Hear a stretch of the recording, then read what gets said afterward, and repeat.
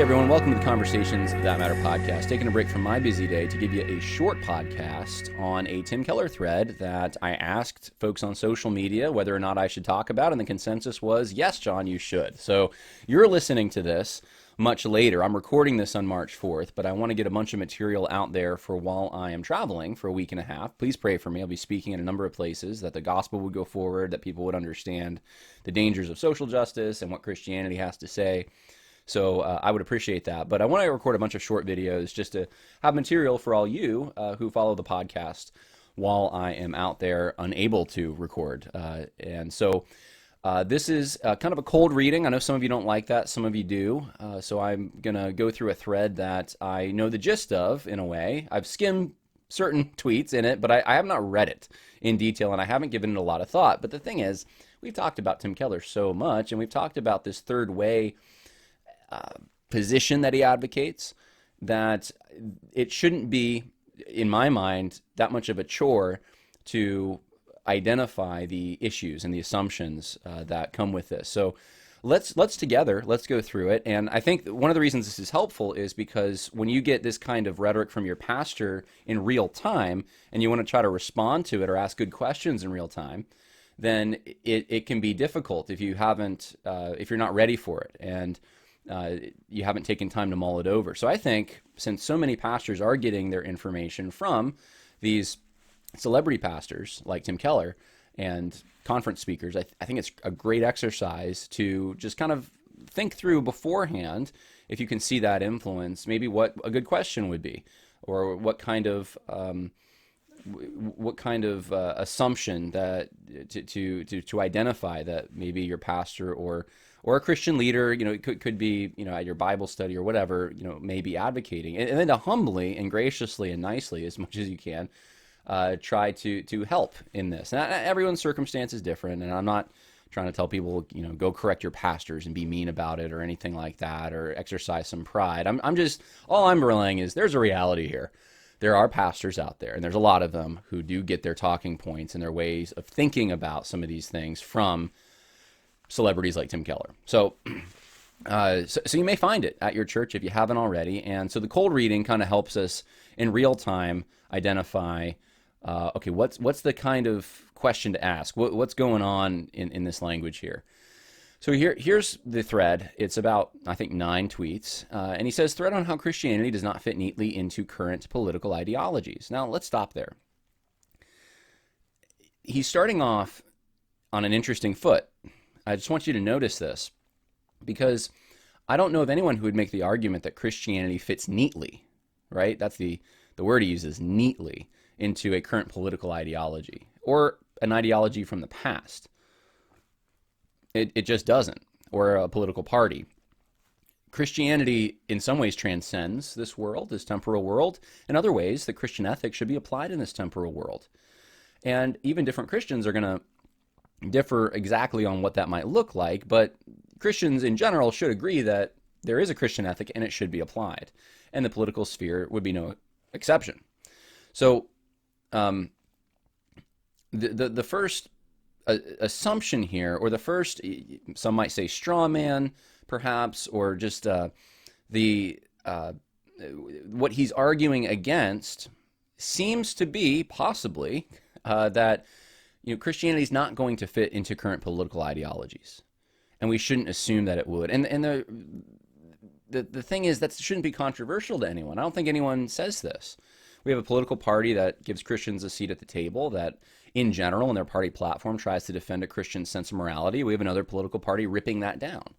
There's no contest in my mind if those are your choices, but if you make a standard, you assume that there must be a standard in which you must reach some kind of perfect Christian perfection. No political party will ever reach that. As soon as you have a sinner, even in a good political party with a good Christian ethic, it wouldn't meet the criteria, because you have someone who's sinful. So don't expect perfection. Don't expect Christianity to neatly fit into a political, and the word ideology is interesting. An ideology, in my mind, ideology, and perhaps we're operating on 2 different definitions, would conflict with Christianity anyway. But this is the foot he's getting started on.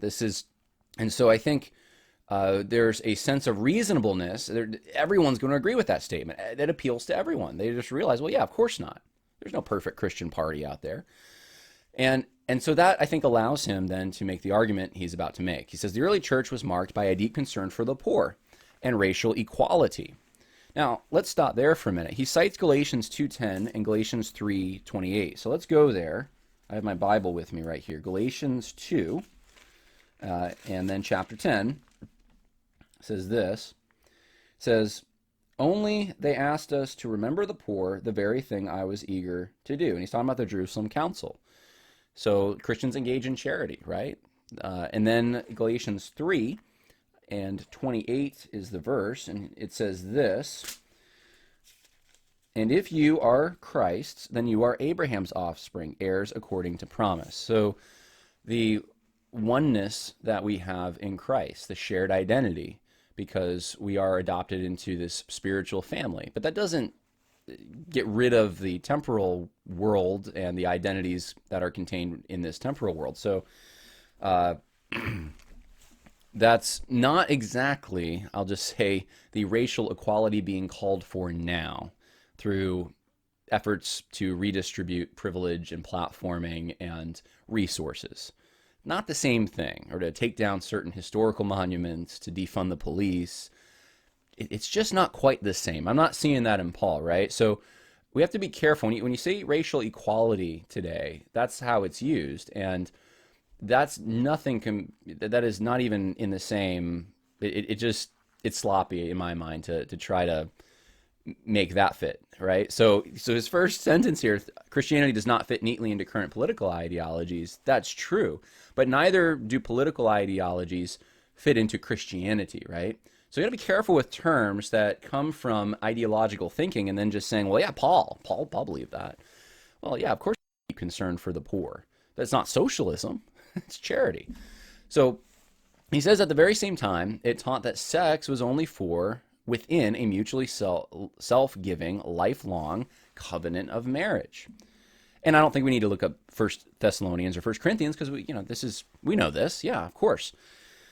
To our modern ears, this sounds like a contradictory mishmash of liberalism and conservatism. Well, let's stop there. The only reason it sounds like that to our ears is because of the way Tim Keller framed it.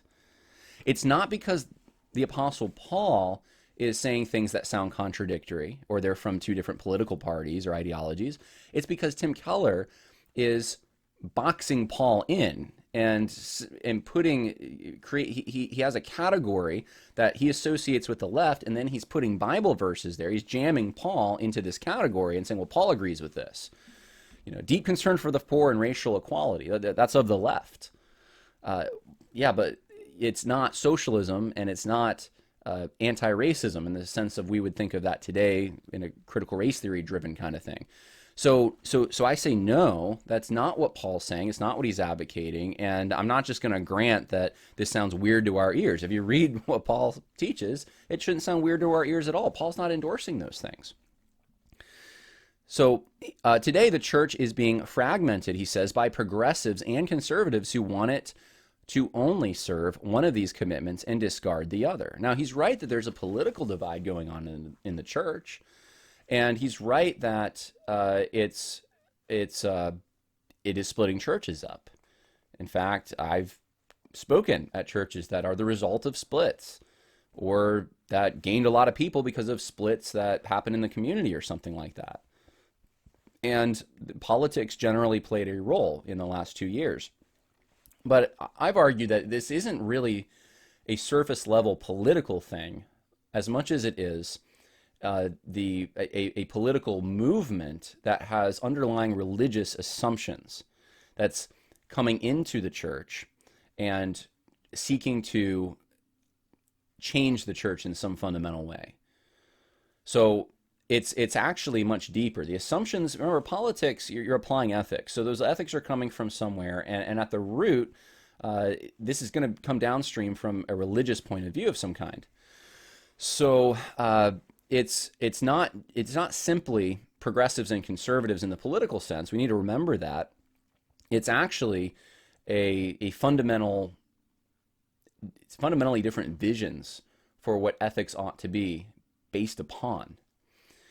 And if you miss that, and if you just think it's a little more surface level, it's just progressives and conservatives, then you're gonna get a wrong diagnosis about this issue. You're gonna try to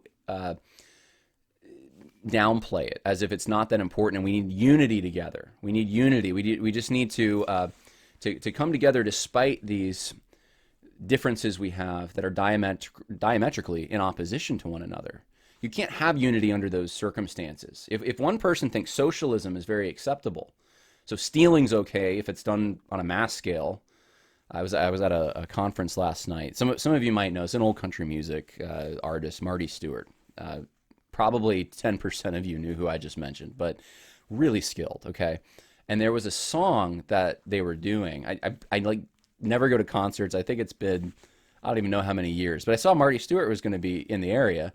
And since I'm in upstate New York, I mean, you know, country music, especially older country musicians, they're not going to come to this area, but Marty Stewart came. So I thought, well, I'm not going to have that opportunity. Let's go see him. And they did this song it was like a Woody Guthrie song, like an old song. And it had a line in it about some people rob you with a six gun and other people with a pen, with an ink pen or something like that. So the idea is that there's politicians, they'll rob you, and they make it legal. And they repeated the line in the concert. They stopped the song, and the guy who was singing, it was actually the drummer, got up and sang. And he said, I like that line so much, we're going to repeat it. And everyone kind of laughed and clapped. And I mean, it's true, though, that's what socialism ends up being. It's, you know, you're not robbing someone with a six gun. You're robbing someone with a pen. You're signing a bill.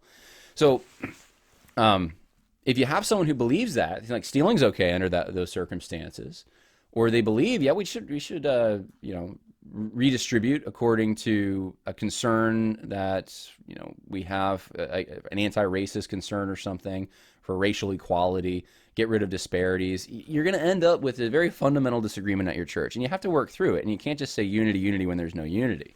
But a lot of pastors are doing that, and I think it's because of guys like Tim Keller.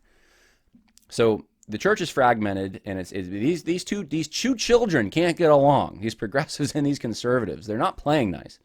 So he says this, but to the church, the sex ethic and the justice ethic are a whole cloth. So if they just saw the wisdom of Tim Keller, these two kids in the playpen who can't share the toys, and they're splitting off into different ends of the nursery, they would be able to get along and stop crying about things if they just would realize that the sex ethic and the justice ethic are a whole cloth, that there is no contradiction, that really there's aspects of liberalism, there's aspects of conservatism that we can both bring together and integrate into one another, and that's going to end up being something that constitutes the Christian ethic. It sounds really good, doesn't it? And the reason it sounds good to so many people is because, number one, we can get rid of conflict, right? If we just came to this common ground position, which is apparently based on the Word of God, that allows conservatives and progressives to kind of be in the same place, then we can get rid of conflict. We're sick of this conflict, right? The other thing is it gives us a comfort of being in the center. We're not out on the edge over here. We're not on the edge over here. We're in the center. It's very comfortable to be there because, you know, you're not going to be unfairly targeted by either side, really. You're seen as reasonable, that you can transcend the debate and see it objectively for what it is. And so there's not as much risk associated with that. Pastors, I mean, look, you're sick of seeing your church divided, and if one half leaves, then you're going to lose a lot of finances. I mean, what's the way that we can keep both sides happy and giving to the church and doing ministry and all that? Well, maybe we can introduce this, that there's some hybrid between the two positions. Even though they're diametrically in opposition, which I pointed this out, we can somehow make out like they're really not in opposition. Sexual immorality and injustice go hand in hand because the unifying principle that unites them is Jesus, who had ultimate power and privilege, there's that word, but sacrificed it in order to love and save us. Well, let's finish the story of Jesus. Yes, Jesus did, as Philippians talks about, he came to this earth. In fact, let's go there. Let's go there. and just read it, because I think I don't want to just summarize it. So Philippians chapter 2, I have my Bible open here. ESV translation is what I have in front. I usually use NASB 1995, but I had an ESV next to me, so that's what I'm using. It says this: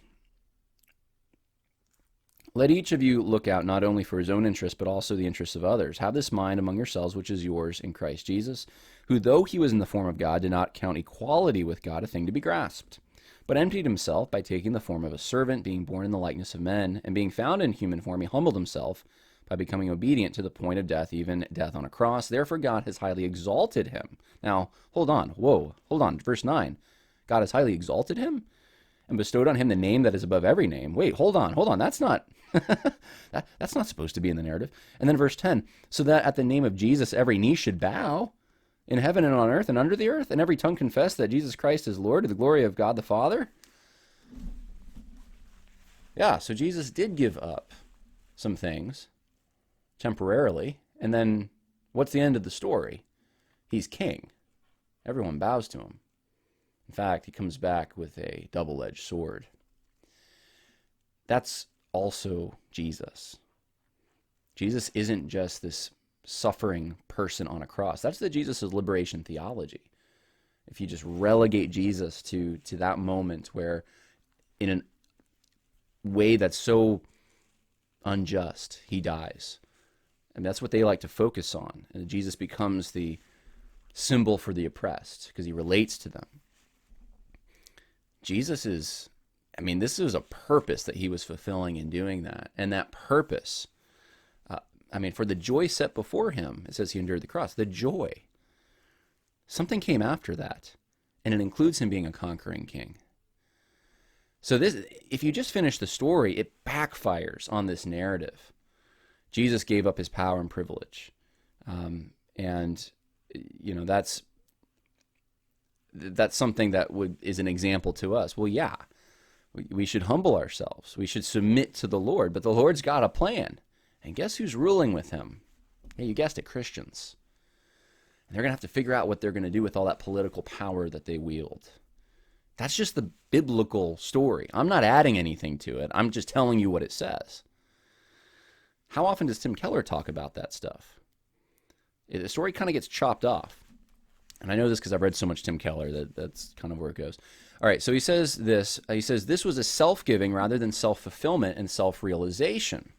This is the basis for biblical justice. Why? To help the marginalized always will require sacrifice, giving what we have for others."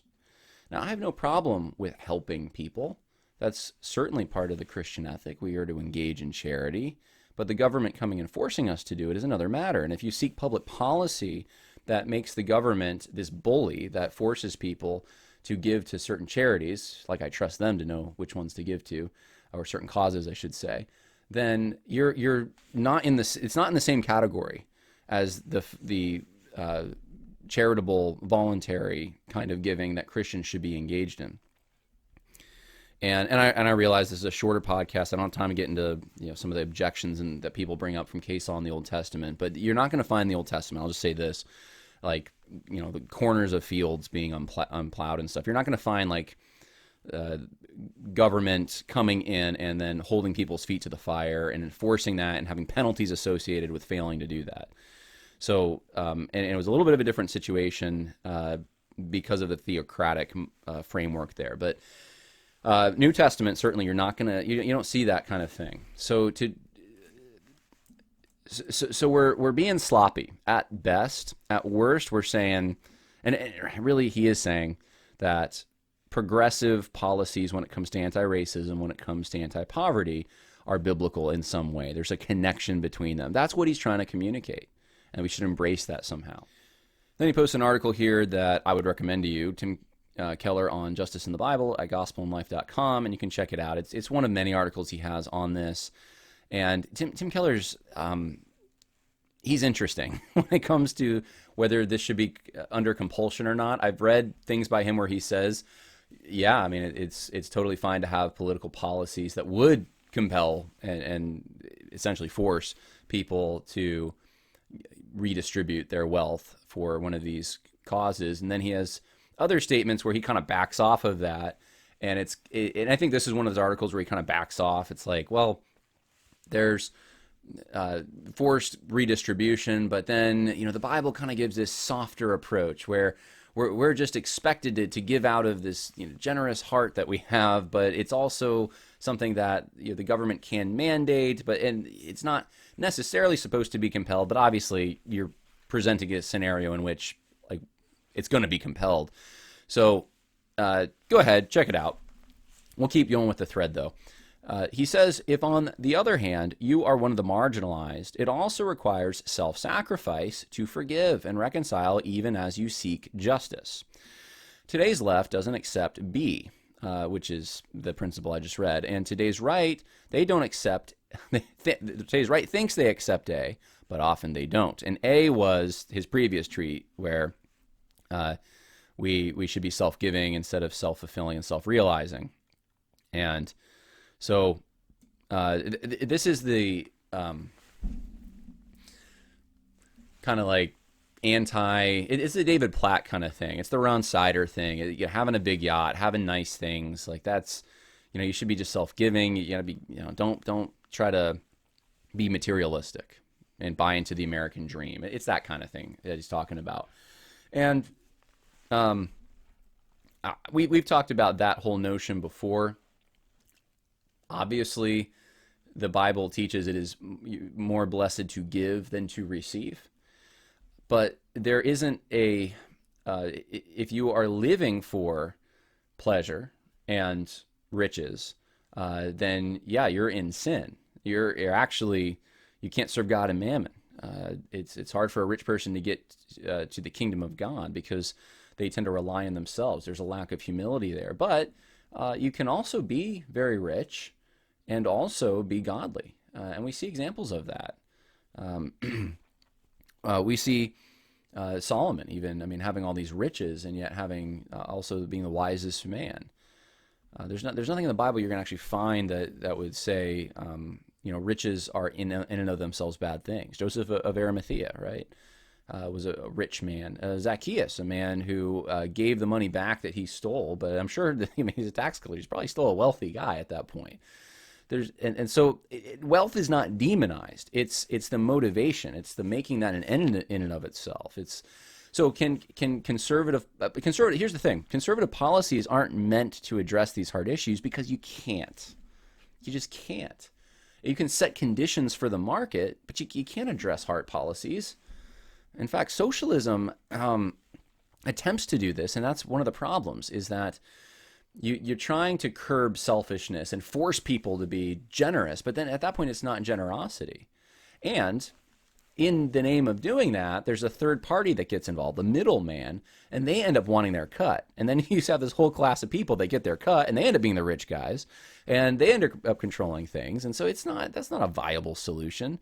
You're just actually creating a bigger problem, and you're actually giving the notion to those who are allegedly oppressed that they are really owed something, and that and whether they are or not, that can also, couldn't you say that socialism maybe creates this motivation to want to get wealth and self-fulfillment, self-realization? So you could turn that argument right back around on him in a way and say, like, look, the left is at least just as guilty of this, if not more, and the right's at least not pretending to try to amend these hard issues. If you create a fair economy, a system that applies a just standard to everyone, and less regulation, less taxes, all of that, and you have one guy down the street who indulges in everything his money can buy for himself, and also reaps the misery that comes with that at the end of his life, and then you have someone else on the same street, very similar, who decides to give to charity. The system isn't causing them to do that either way. So socialism does try, though, to insert itself into the motivations of men's hearts and change them. And that's a very key difference. You have to realize this. Socialism, people that ascribe to that think they can somehow tap into the goodness of man or change the nature of man because the problem is external. conservatives have always been suspicious of that, thinking no, man's actually flawed, sinful would be really the Christian word, and they are going to seek their own. And you want a economic system that is going to use that self-seeking nature that most people are going to have to benefit others, and not and you also want those who do have good motivations to be able to get wealth and hire people, and the pursuit of happiness is how Thomas Jefferson put this, but life, liberty, property was the common phrase. And when he meant pursuit of happiness, that's what he meant. It was property. It was engaging in business to secure resources for your family, to carve out a living, have something you could call your own, and fulfill the responsibilities God has given people. And if you don't provide for your family, you're worse than an unbeliever. It's not the government's job, it's your job, right? So this is the fundamental difference between these two philosophies. They just look at man differently, and they have different ways of different levels of optimism on what the government is able to do to change or tap into some kind of goodness in man's nature. So this seems to get sidestepped in a lot of things Tim Keller writes. He doesn't either see that, or it's not, I don't know. He just kind of attributes to the right that there's a contribution there, some kind of like solidarity that people on the right have with this self-fulfillment and self-realization. And so the right thinks that they're in good shape, but they often don't. They're not helping the marginalized.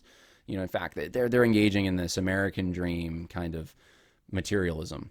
And many of them who vote for the Republicans, they probably do. There's no argument here, but that's irrelevant. That's the thing. It's irrelevant. It's those hearts would be doing the same thing in a socialist system. Then the motivation just becomes, how do I get a government job so I can get my cut, or how do I lobby so that I can carve out a space for my business, which is where we are at now, and make sure that the rules are in my favor.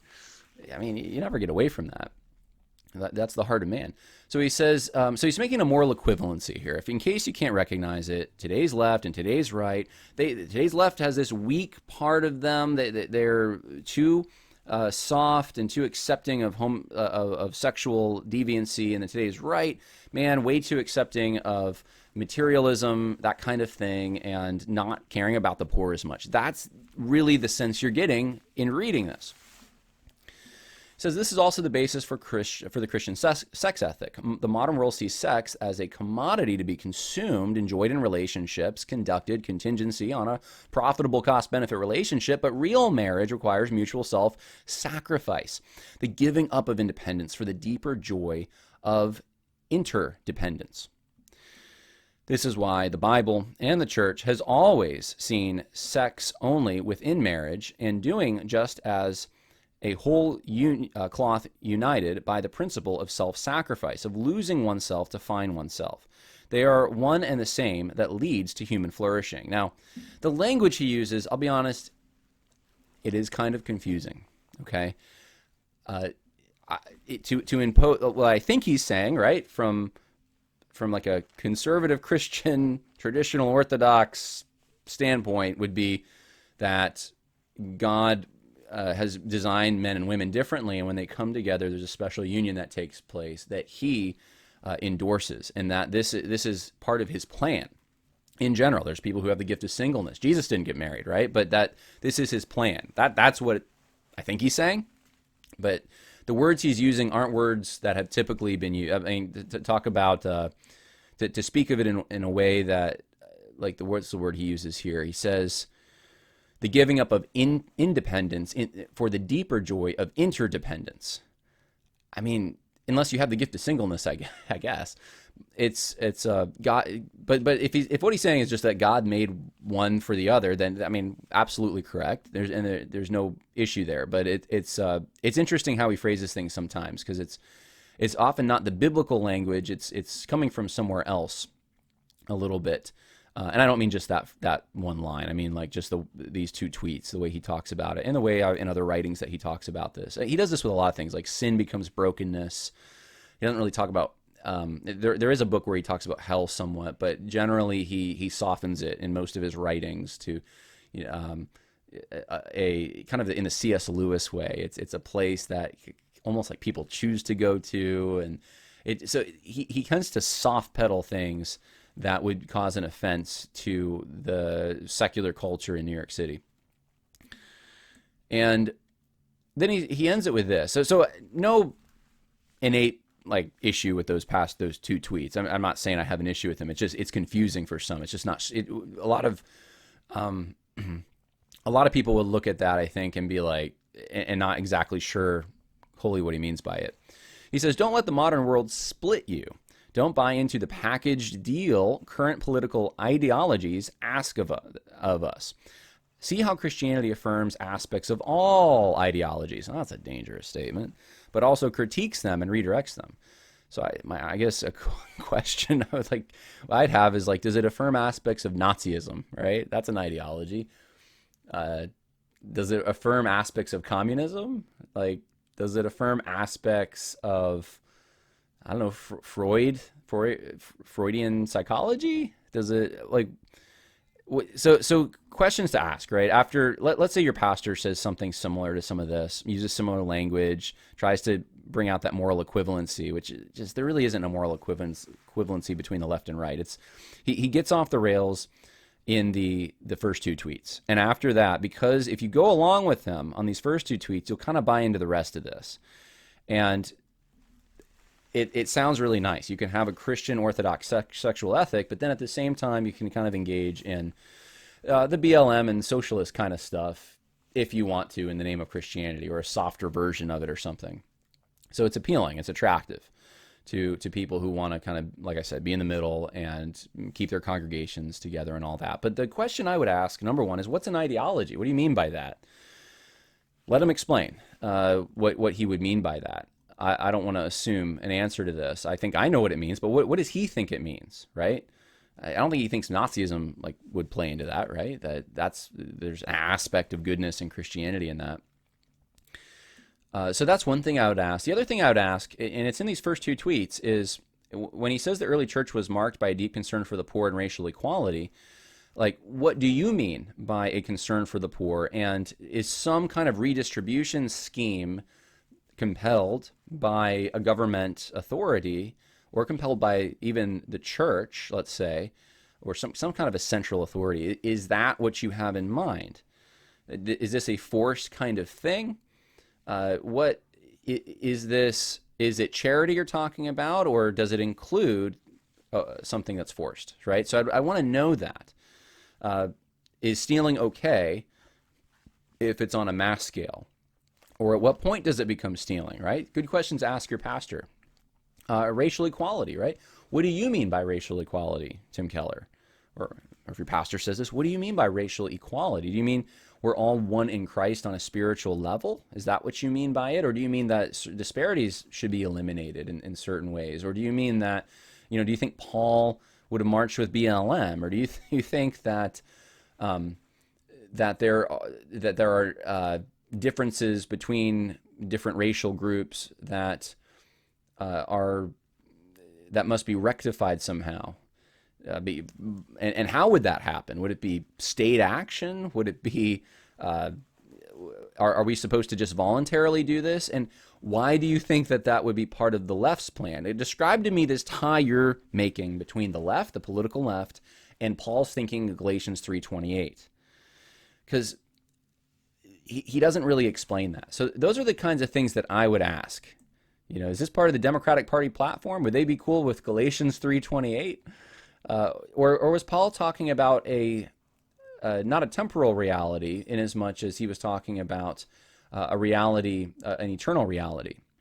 And it does have a temporal representation in the church, but that is, it's not to say that someone, let's say we'll say from Russia, as I'm recording this now on the 4th, is someone from Russia who's a Russian citizen, if they come to the United States, do they get all the privileges that come with being a United States citizen? Well, no. Well, is that wrong? Should that be rectified? Is that an example of racial inequality? Would Paul be against that? So you can come up with a scenario like that and just ask, at what point, what does that look like? Tangibly. Let's get out of the esoteric world and get into the real nuts and bolts world. And that's one of the things I think that Tim Keller often does. He uses general language. He uses sometimes esoteric and abstract language. And oftentimes it just flies over people's heads. And it's mixed with sometimes emotionally nice sounding words. And without concrete examples, it's often hard to see what he actually is talking about. But by the time you reach the end of a thread like this, you're kind of convinced, you're led down this path of thinking that, okay, there's some Christianity in the Democrats, there's some Christianity in the Republicans, perhaps, and we just got to like unite around the aspects of Christianity that exist in both these parties and like kind of create this third way. And that's exactly what this is a third way. And for even the reason some people think that Tim Keller's pushing things towards the Democratic Party is because, one, he is a Democrat, he's a registered Democrat, but the real reason is because stuff like this is being introduced to an audience that has traditionally, for the last couple decades, voted Republican and voted conservative. And so it's his audience that is causing this. The people that are hearing this aren't on MSNBC. The people hearing a thread like this are people that have been part of churches, or at least a movement that at one time would have been more in line with Jerry Falwell's kind of moral majority. So that's why it's who the message is getting to and how it's moving people away from a conservative way of looking at certain key issues that are in the news right now. So that's my take on this. Those are some of the questions that I would ask about this, and I hope that's helpful for some of you. A lot more can be said, but I'm kind of running out of steam right now, and I want to record some more videos for you all. Like I said, more coming. God bless. Please pray for me as I'm on the road. Bye now.